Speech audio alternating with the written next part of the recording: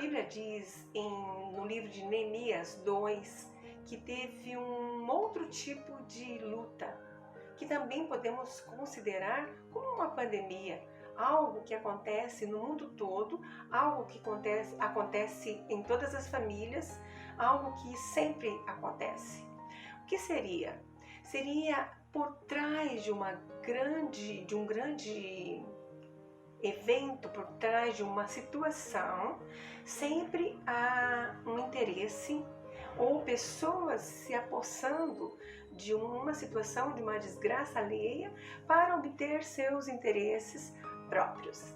Que tipo de pandemia nós estamos vivendo hoje? A da doença.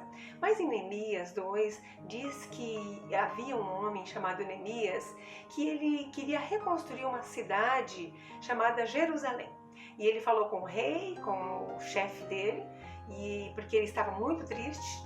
E o rei perguntou para ele: o que está acontecendo? E ele disse assim: a minha cidade está destruída e eu preciso ir reconstruir a minha cidade, que um dia foi uma cidade decente. E o rei liberou Neemias para ir reconstruir a cidade de Jerusalém.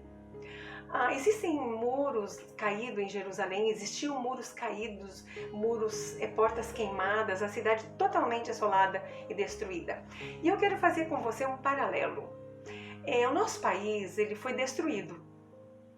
Ao longo do tempo, dos anos, ele foi destruído. E é como se fosse, vamos considerar uma batalha também. Houve alguém que sentiu dor por aquela nação, que era a nação dele e que era a cidade dele. E ele disse assim: eu preciso ir reconstruir.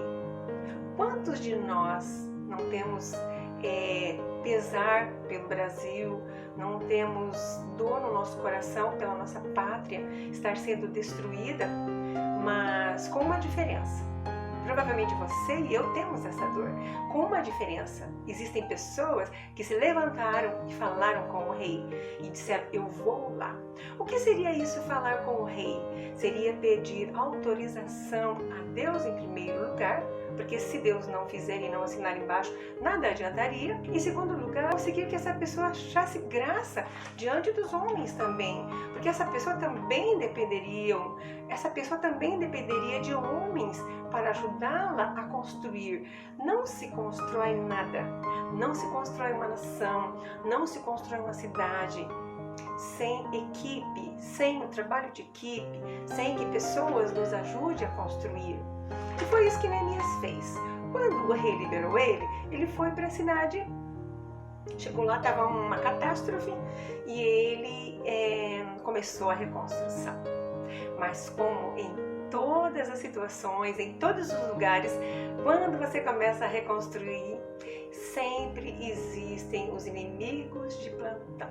Ainda no versículo 2, diz que havia um homem lá chamado Sambalá que ficou muito irado de ver Neemias reconstruindo. Agora me diga uma coisa: pode alguém ficar brabo com alguém que está reconstruindo? Pode sim. Porque os inimigos de plantão, eles não reconstroem nada, eles não constroem nada e ainda ficam bravos com aqueles que estão tentando fazer alguma coisa, né? A gente vê aí agora, fazendo outro paralelo, né, com o nosso país hoje, com a política, a gente metendo pau no governo, metendo pau em pessoas que estão tentando fazer alguma coisa e dizem assim: o fulano tem que fazer, o presidente tem que fazer, o político tal tem que fazer. Espera aí, mas será que é fácil reconstruir? Será que é fácil construir alguma coisa mediante a tantas pandemias, a tanta luta, a tanta batalha? Não é fácil. Por isso não existem tantas pessoas com essa coragem para reconstruir. Porque para reconstruir requer força, porque para reconstruir requer esforço, requer olhar para o alto, requer ânimo.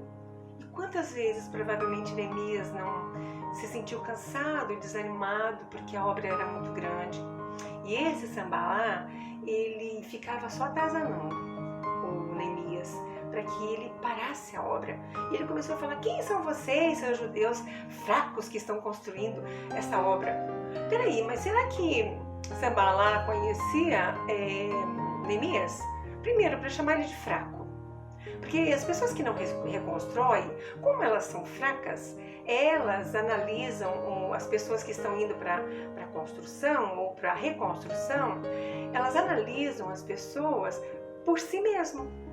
Então elas acham que aquelas pessoas que estão lá são fracos. Por quê? Porque elas são pessoas fracas. E nós analisamos as pessoas por nós. É assim que funciona. A Bíblia diz no capítulo 6, versículo 2 e 3, que Sambalá, esse inimigo, representando o inimigo das nossas almas, ou representando aquela pessoa que sempre está te desanimando. Você conhece pessoas que sempre estão dando para trás ou sempre estão dizendo para você, não vai dar certo?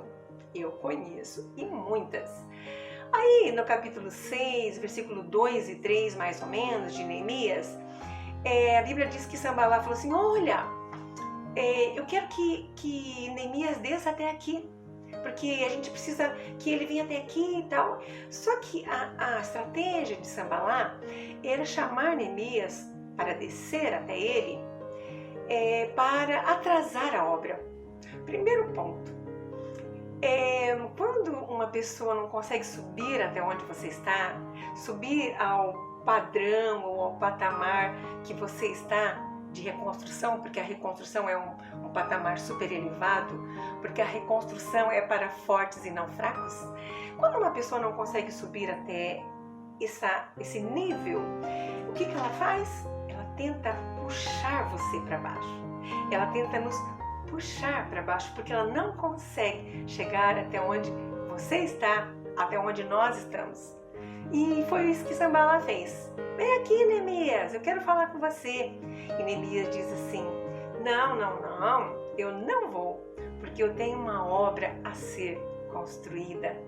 Eu tenho foco. Por mais que vocês fiquem falando, vocês fiquem acusando, eu vou chegar no meu objetivo, porque foi para isso que eu saí do lugar onde eu estava e vim para cá para fazer algo, para chegar no objetivo. E Neemias tinha esse objetivo. E provavelmente você também tem um objetivo, você que está me vendo, não deixe ninguém atrasar essa obra. Porque o inimigo pensa assim, olha, um dia que eu atrasar já tá bom. Um dia, um mês, uma hora já tá bom. Mas nós não podemos deixar que esse inimigo nos atrase em nenhum momento. Mas se porventura ele atrasar, se você está focado, a obra vai ser feita. Não adianta o inimigo maior que está por trás de tudo isso tentar atrasar a obra da reconstrução do nosso país, porque nós vamos chegar lá. Eu não digo somente a autoridade brasileira que está acima de todos os cargos, que é o presidente da República, mas nós estamos juntos, porque nós, no mínimo, sendo inteligentes, queremos que as coisas deem certo. Então, por isso eu te digo que você que está aí, que não quer que as coisas funcionem, por favor, se cale, deixe as coisas acontecerem, torça para que dê certo. E o mínimo que você e eu podemos fazer é orar pela nossa nação e não atrapalhar o nosso país.